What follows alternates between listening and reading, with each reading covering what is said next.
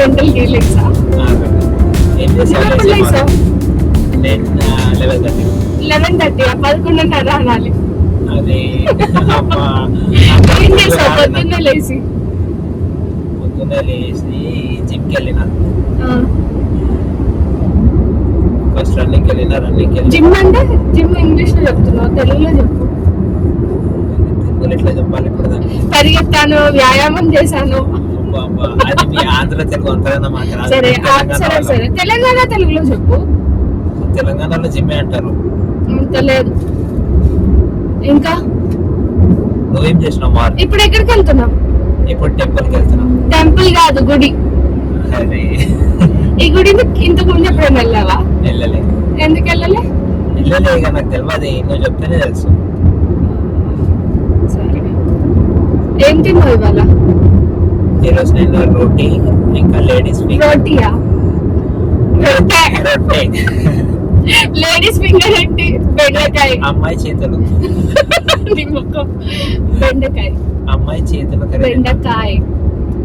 ఇంకా అంతనే. పెరుగు తినలేదా? తినలే, నాకు అంత టైం లేకుండే. ఇక నువ్వేం చేస్తుండే కదా, సో అలానే జల్దీ పరిగెత్తుకుంటూ వచ్చేసి. ఆఫీస్ ని తెలుగులో ఏమంటారు?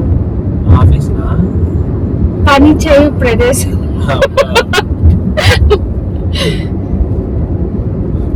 మొన్న పని చేయు ప్రదేశానికి చీర కట్టుకొని వచ్చాను. అప్పుడు నీకేమనిపించింది? అది పనికి రాలే నువ్వు. నీ మొక్కం.